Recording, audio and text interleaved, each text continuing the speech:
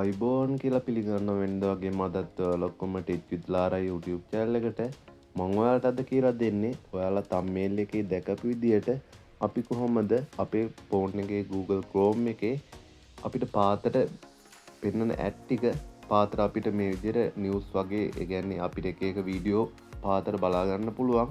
අපි app එකට ගිය ගමන් අපිට ඒවා විසින්ම නවත්ත ගන්න කියලා තමයි මම ඔයාලට අද කියලා දෙන්න යන්නේ. එහෙනම් අපි වැඩි කතා බහක් නැතුව යන් අපේ වීඩියෝ එකට. මතක ඇතුව Techwithlara YouTube channel එක subscribe කරලා notification all දාලා තියාගන්න. අපි යන්න ඕනේ මුලින්ම අපේ Google Chrome app එකට. මේකට කරන්න තියෙන චූටි දෙයයි වැඩි වෙලාවක් යන්නෙත් නැහැ. මම යනවා මේ විදියට Google Chrome එකට. ඊට පස්සේ අපිට බලා ගන්න පුළුවන් මේ විදියට අපේ වීඩියෝ කීපයක් මේකේ මේ විදියට අපිට suggest වෙලා තියෙනවා. අපි මේවා පේන එක නවත්ත ගන්න පුළුවන්.